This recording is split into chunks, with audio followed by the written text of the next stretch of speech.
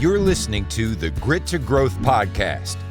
Real talk with real business owners and professionals who built their freedom the hard way and now want more time, money, and impact. Welcome back to the show, everyone. I'm your host, Levi Tesla, and today's guest is Brett Swarts.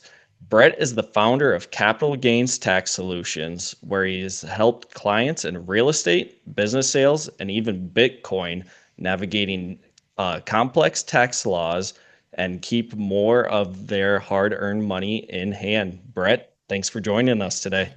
Levi, grateful to be here. Thank you for having me. So, Brett, tell me more about Capital Gains Tax Solutions. What is it that you guys are actually doing there? Yeah, we exist to unlock capital gains, to multiply freedom and impact. Most high net worth individuals, entrepreneurs, they struggle with capital gains tax when they exit their Bitcoin business, real estate.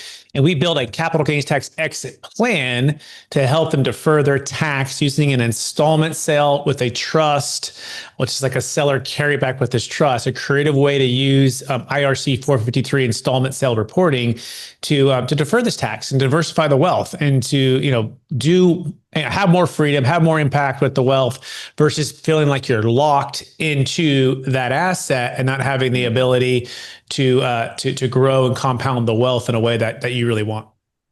Would you walk me through a really basic setup of what that ends up looking like? Yeah. I'll do the Bitcoin one that we did, literally an actual deal, right? So client bought Bitcoin for $50,000. It went to 50 million at 54,000 a coin. And we exited 5 million of that 50 million and deferred about 1.85 million of tax. It was a California resident. She worked for Google and she had this massive tax. She didn't want to move to Puerto Rico and she didn't want to do all these other stuff. And she's just like, I just want to defer it. And that 5 million hit the trust and we set an interest rate, I think about 8 or 9% on that. And then it just slowly pays her back over time. And she pays tax as she receives payment. But most of our clients just live off of the interest, right? So that's the whole concept.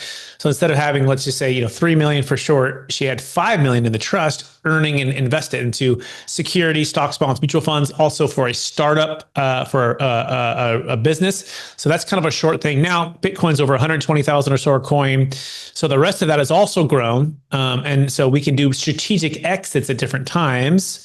And for those who are listening and heard Bitcoin, they're like, well, can I go back into Bitcoin? Yeah, you can invest it back into Bitcoin. You can invest it back into real estate. You can do it for your entrepreneur business startup. You can diversify the wealth. And that's the beauty. So this trust owes you back the money. You're becoming the creditor, right? And so you've sold it to the trust for a promissory note installment payment to slowly pay tax over time. That's basically the essence of what we do. Awesome. So when would someone want to come to you? At what point in time? Is it before they've sold an asset, after, while they're thinking about doing it? When is the ideal for them to come to someone like yourself? It's a great question. We need to do it before they sell the asset and ideally even before they go under contract. If they're selling a business, selling a piece of real estate, we have to set this up properly with the trust in place in the contract so that we are following all of the rules, right? Within the IRS and how they deem things called constructive receipt, which basically means as long as the buyer hasn't removed all contingencies and as long as the deal hasn't closed yet, we can put it into the contract. So whether you're selling a business, Bitcoin, real estate, it really doesn't matter. Artwork, collectibles, we can use it, but we do need to set up prior to. Where do most people find me? They find us 30, 60, 90 days before closing. They have this big tax bill. Their CPA doesn't have a great answer. And so we're jumping in and we're building these plans and we're getting them all in place, working with their CPA to educate them to understand what it is, right? We have a whole real estate, investment advisory team, right? That we work with. That's part of what I'm really good at, real estate investment advisory. Then we have the financial securities advisory, teams, financial advisors that we work with. And basically we're building what's called these mini family offices for this massive wealth exit. And then we're helping to invest the funds based upon the risk tolerance and the goals and the wishes for the client. So if it's you, Levi, selling something, we'd say, Levi, what's most important to you? What would you like the financial legacy and the cash flow to be for this? And how is it going to help you move from your A, where you're at, to B, to where you want to go? And that's the beauty, right? We're deferring this tax. We're helping you build your wealth. We're building a team to help you execute on your next season of your wealth journey. That's awesome. So you mentioned in there about working with an already, a lot of people, they have a CPA. Sometimes it's just a buddy or a friend who's not as higher educated. It's not like it's it's keeping them in the picture though, correct? Correct. Yeah, exactly. So if they already have a team in place, we just kind of become a part of the, their financial advisor team, or their CPAs is great. They can still manage their personal business tax returns. So we're not replacing any of the team members per se. Sometimes those team members do need to be, leveled up, because your first 0 to $1 million is different set of team versus 1 to 10 million, and 10 million to 100 million, 100 million to a billion. These are different skill sets. Now, oftentimes we're expanding the team and we're not, replacing team members, right? We don't want to do that. That's not our mindset. But our mindset is also to say, are these A+ players, and they're helping you to get to where you want to go, right? And so again, they're finding us and they're saying, we need help because our current team isn't able to produce the capital gains tax solution that we would desire. And so again, let's figure out if we can work with those team members. And if so, great, that's fantastic. And 99% of the time we can, they're all great. But there's certain times where we're like, man, this is kind of a B player. And so to be honest, like, it's up to you, but do you want A+ players? Because we got them ready to go to replace. But again, it's not our intent to take the business from that. We're just going to be an addition to the team. Cool.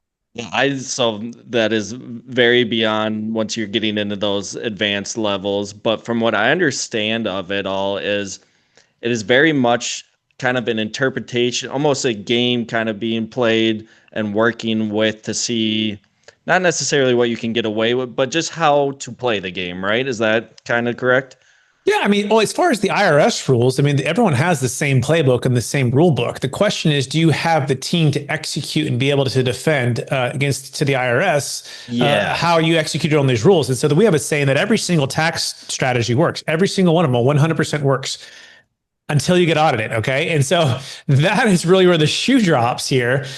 Are you going to get audited? And if you're selling these massive exits, yeah. And so our strategy, just to give you some peace of mind, is thousands of transactions, billions and billions and billions of assets sold using it, close to 30-year track record.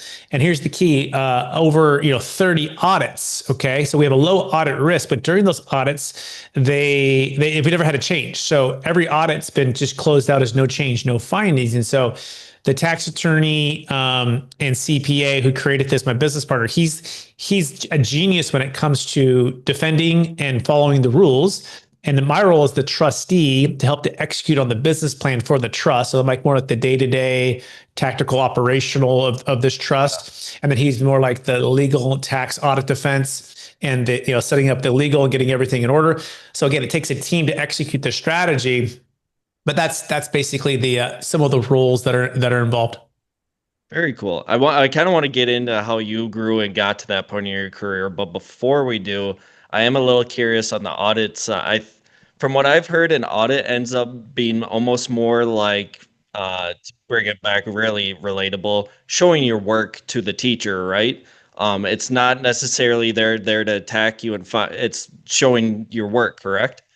Yeah, absolutely. Yeah. And did you follow the rules? And they have certain questions and you answer those questions. Is it a third party unrelated trustee? Yeah. And how and where do the funds go when they close? Did you have it set up before the close of escrow? And are you reporting, and paying taxes as you pay them back, and they're reporting, they're paying taxes. And so this tax law goes back to the 1920s and 30s. Like, this is a very old tax law. By the way, IRAs, 401ks, 1031 exchanges, like, these are all very common tax codes that allow for deferral of capital gains or deferral of income tax, which actually really helps the government because it incentivizes us to do transactions and to invest the funds back into the marketplace, into stocks, and invest it into real estate to end the housing crisis, right? To invest in these different things that create jobs and create tax revenue. And so they're really the winners here, right? We just have an opportunity to become the bank when we sell and defer. This is the way we do it with an installment sale reporting.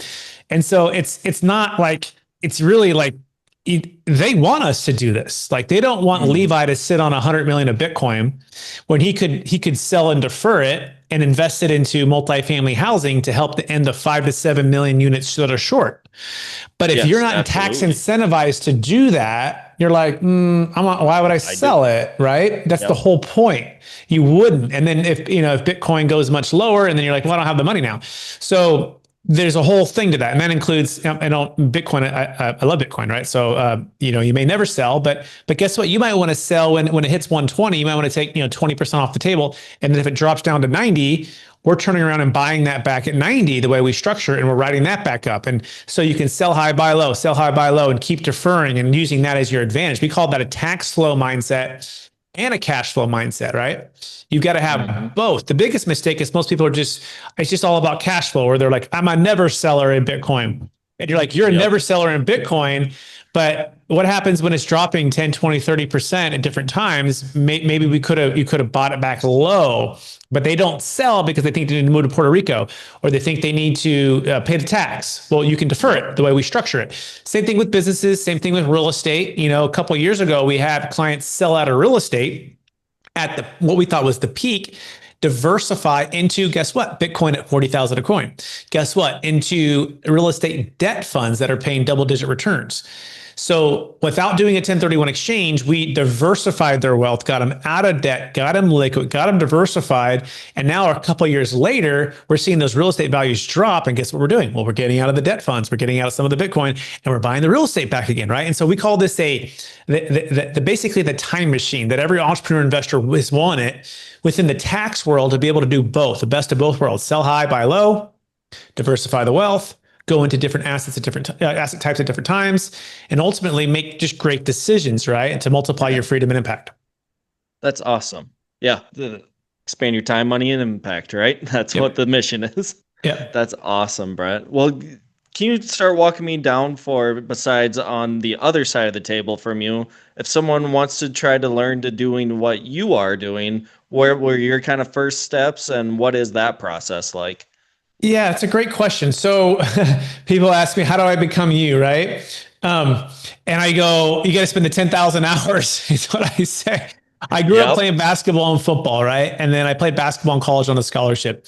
And it's interesting because I'm on the other side. I started jujitsu about a year ago, and I'm a total, I've never done any martial arts, right? And I walk in there, and I'm just like blown away by the expertise, blown away by the technique, blown away by the culture of all jiu-jitsu stuff. I'm just like, I absolutely love it.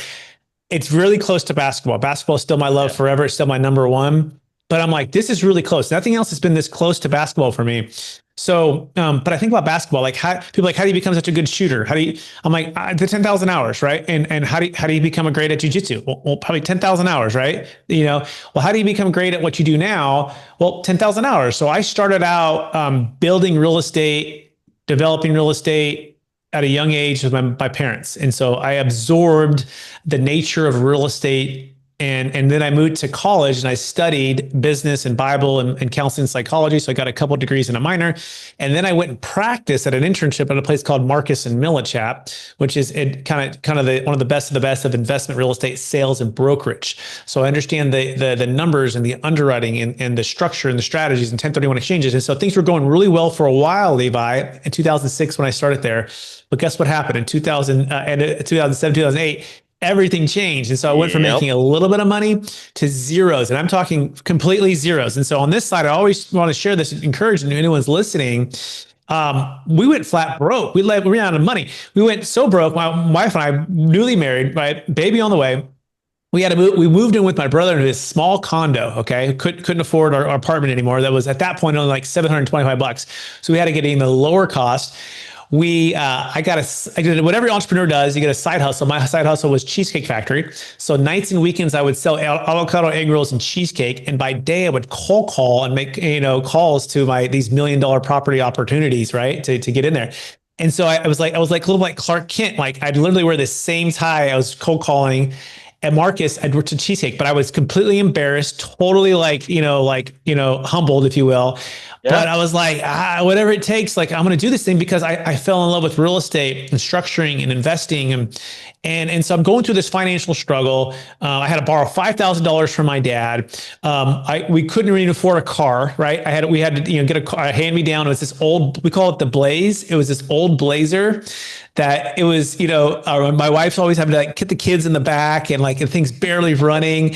Everyone's telling me to go get a real job. What are you doing? You got a baby. You can't be doing this anymore. You got to go. And I'm like, but I'm learning so much at Marcus and Millichap. And anyway, so I did this for a 2-year period of time. It was the bottom of the bottom. But guess what? My clients were going through a financial struggle at the same time. They were losing Mm-hmm. half or all of their wealth because we found out they had too much debt, not enough liquidity or diversification. In other words, they had a cash flow mindset, but they didn't have a tax flow mindset or strategy plan besides the 1031 exchange. And they also didn't have a debt flow mindset. And the debt's what sunk them because they had too Yep. much debt over their cash flow, and it all just made a mess. So long story short, I learned from somebody, this is where like kind of everything changed, how to build capital gains tax exit plans that doesn't involve a 1031 exchange. And it was like this light bulb moment. I'll never forget. Like, it was like, okay, so what you have is Netflix and what we're stuck in is Blockbuster. Now, granted, Blockbuster, Netflix really weren't around at that point, but I'm like, if Netflix is around, this will change everything. Now, this began that Profit's not accepted in his hometown. I was the guy cold calling people talking about it. And they're like, you know what you're talking about? That's not real. Or you can't do that. Or how many audits have you been through? How many deals have you closed? And I'm like, well, I haven't closed any yet, but I know a guy who has. And it began this journey, man. And then fast forward, basically, we figured out how to eliminate the need for the 1031 exchange, give people what they really want, which is truly passive income. And now I just coach and train, financial advisors, CPAs, real estate brokers, M&A advisors. And then we build these for individual clients, how to do this. But it was the 10,000 hours. And so I would say, study and practice this tax code, study and practice real estate investing, but ultimately listen to what the client wants and then figure out a bridge to get there and become that bridge. And so we are that bridge for people to experience this kind of freedom and flexibility with their wealth. Yeah, that's amazing. That that was a lot to take in. I better ask you. I had another guest on, and he just got his black belt in Brazilian Jiu-Jitsu. I better ask you, where are you at? Are you still the white? I'm still a white belt. It's been about 12 months, and I have tapped out some purple belts, some blue belts, but I've been tapped many, many a time. And it's a ton of fun. That's awesome. All right, I'm gonna hit you with a couple of rapid fire questions here as we wind down. Let me know whenever you're ready, sir. Ready? All right. What's the first job you ever had? Costco. I was the guy who boxed the food, and I was the guy who pushed, the carts from the thing. And I'll never forget the manager coming up to me after I boxed all the food up. He told me, he had whispered in my ear, "Never lean." I was kind of leaning against the checkout stand, and this whisper like kind of scared me. And I looked behind me and I was like, you know what he was really saying is, make sure you keep going to college and pursuing your dreams, because otherwise you're going to be working at Costco. That's what I heard in about 2 seconds. I was like, oh, that's what he's saying. So that was that one. And then Spaghetti Factory as a server. Before that, just, growing up, working on the job site with my dad, putting up drywall or hammering nails or moving bricks, so that you could say that was, child forced labor, if you will. But the official job was Costco. No, that's learning with dad, right? Yeah, it was good. Yeah. That's awesome. Who's been your most influential mentor, and why?